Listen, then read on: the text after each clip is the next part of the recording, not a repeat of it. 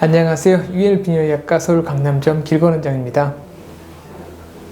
요새 연말에 검진철이죠. 검진철이어서 검진에서 이제 비뇨기과적인 부분을 확인을 하고 어딘가 이상이 있어서 저희 병 오시는 경우들이 굉장히 많은데요. 이제 그 중에 전립선 문제로 인해서 어딘가 이상이 발견돼서 오시는 경우가 제일 많은 것 같아요. 저희가 오늘은 그 전립선 건강 검진을 받으실 때 뭔가 좀 주의하실 거 또는 그 결과 해석에 대해서 꼭 챙기셔야 할 거, 이 부분에 대해서 말씀을 드리도록 하겠습니다.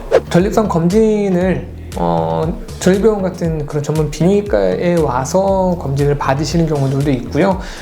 연말에 이제 국가건강검진이나 또는 직장에서 이제 건강검진 받으실 때 거기서 전립선 항목을 추가해서 이제 받으시는 경우들이 있는 것 같습니다. 저희 병원 같은 이제 비뇨기과에 와서 검사를 받는 경우들은 이제 제대로 잘 받게 되는데요. 검진센터에서 이제 받게 되면 꼭 몇 가지 주의해야 될 게 있어요. 기본적으로 저희가 전립선을 검진을 할 때는 세 가지는 꼭 체크를 하거든요. 한 가지는 그런 PSA라고 하는 전립선 암 수치를 포함한 그 피검사를 하게 되고요. 또 나머지는 그 전립선에 대해서 초음파를 봐서 전립선의 모양이라든가 크기라든가 혹시라도 뭐 암이나 이런 것들이 의심이 될 만한 결절은 있는지 이런 것들을 제가 확인하고, 마지막으로 저희가 초음파를 보거나 할 때 전립선을 한번 만져봅니다. 그래서 전립선을 만질 수 있는 장기이기 때문에 그 전립선에 어디 혹이라든가 그런 게 만져지는 게 있는지 단단한 정도라든가 이런 것들을 제가 확인해서 전립선에 나쁜 것들이 있는지를 확인하게 되는데, 검진해서 검사하실 때 이 각각에 대해서 좀 주의할 것들이 있어요. 검진에서 이제 저희가 제일 보면 제일 잘못했다라고 많이 얘기를 하는 게 전립선 초음파인 것 같아요.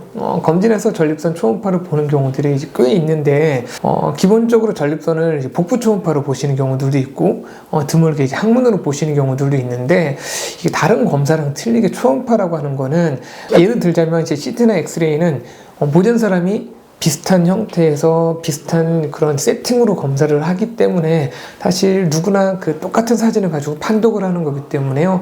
그럼 뭐 CT나 엑스레이 이런 것들은 어디서 검사를 하든 사실 큰 차이가 없는 것 같아요. 그런데 초음파는 이걸 하는 사람이 이렇게 돌려가면서 쭉 보고 여기 이상하네 더 자세히 보고 그러면서 이제 검사를 실시간으로 하는 검사이기 때문에 사실 초음파는 사진 찍어놓은 게 별로 의미가 없고요. 또 초음파는 누가 하는지도 굉장히 중요합니다. 그런데 이제 검진 같은 경우는 보통 이제 내과 원장님들이 하시거나 또는 이제 영상의학과 아니면 이제 뭐 초음파만 전문적으로 보는 그게 뭐 소노그래퍼라고 하는 이제 그런 사람들이 보시는 경우가 좀 있는데요. 사실 초음파는 저희가 봤을 때 비뇨기과 선생님 이외의 분들이 초음파를 한 경우는 사실 오면은 저희가 다시 봐요. 왜냐하면 첫째, 크기를 볼 때 크기를 정확하지 않게 보는 경우가 굉장히 많은 것 같고요. 석회화가 껴있는 소견이 있다고 해서 오는 경우들도 있는데, 그 전립선 석회화에 대해서 또 어떤 석회화는 좀 내시경 같은 자세한 걸 좀 봐야 되는데, 이제 그런 부분도 잘 정확하게 좀 체크하지는 못하는 것 같아요. 나 검진해서 전립선 정상이라고 얘기 들었다 라고 와서 보면 또 큰 경우도 굉장히 많으셔서 아마 이제 그런 게 이제 검진해서 볼 때는 주로 복부로 보거나 이제 항문으로 본다 하더라도 실제로 그 전립선이 그 정도 크기가 어떠한 증상을 또 일으키는지를 전혀 잘 모르다 보니까 아무래도 실제로 그 전립선 크기나 전립선 모양을 가지고 판단하는 게 굉장히 좀 부정확한 경우가 많은 것 같아서, 사실 전립선 초음파는 건강검진에서는 하실 거는 아닌 것 같다는 생각이 사실 들기는 합니다.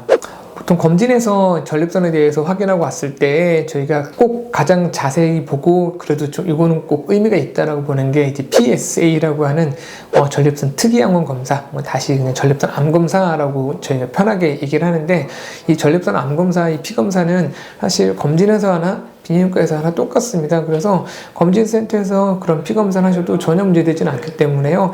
내가 보통 검진을 하게 되면 이 피검사, 이 PSA라는 피검사는 꼭 잘 체크하는 게 좋아요. 그런데 사실 이게 또 한 가지 더 주의사항이, 검사를 하는 것도 중요하지만 검사 결과에 대한 해석도 굉장히 중요한 것 같아요. 검진센터 결과 보면 한 3 또는 4를 딱 기준으로 해서 그 미만은 무조건 정상이라고 보통 판독이 되고요. 그 이상은 무조건 이상이라고 이제 판독이 되는데, 사실 내가 고기 정도에서 내가 그 밑으로 있을 때는 뭐 굳이 비뇨기과 안 와도 되고, 그 이상일 때는 비뇨기과를 반드시 와야 되고, 그 정도로 기준으로 생각하는 게 일단 첫 번째인데, PSA 수치는 단순히 3냐 4도 굉장히 중요하긴 하지만은 이게 오랜 기간에 걸쳐서 천천히 변하는 것도 굉장히 중요합니다. 다시 얘기하면 이 PSA 수치가 4 미만이라 하더라도 몇 년에 걸쳐서 천천히 오른다라고 하면 이거는 반드시 체크를 해야 됩니다. 그런데 그런 경우에도 아무래도 이제 검진해서 체크하게 되면은 잘 못 체크하는 경우들이 좀 있는 것 같아요. 그래서 이 PSA 수치를 그런 이 전립선을 전문적으로 보지 않는 내과 선생님들이 정확하게 해석해 주기는 어렵고요. 본인이 잘 체크를 하세요. 이런 걸 알려드리자면 얘네들이 계속 똑같은 것도 상관없고요. 오르락 내리락 하는 것도 상관이 없어요. 근데 해마다 계속 오른다. 해마다 계속 오르면 이게 4 미만이라 하더라도 한번 다시 병원에 와서 제대로 검사를 해볼 필요는 있으시니까 이 PSA 수치는 검진을 하셔도 상관은 없으십니다만 그 결과는 본인이 알아서 해석을 하시고 그 검진 결과를 너무 이렇게 100% 신뢰하지 않으시는 게 좋을 것 같습니다.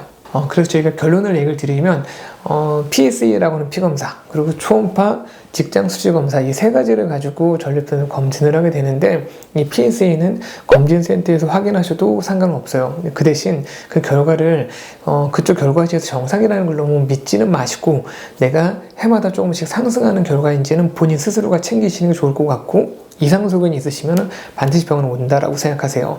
그리고 뭐 초음파나 직장 수치 검사는 사실 검진센터에서 이루어지지 않기도 하는데 혹시라도 내가 그 선택할 수 있는 옵션이 있다 하더라도 굳이 선택 안 하고 다른 거를 오히려 검사하는 게 더 좋을 것 같고요. 검사장에서 이상이라고 나오든 정상이라고 나오든 한번 다시 비뇨기과에서 체크를 하시는 게 좋을 것 같기는 합니다.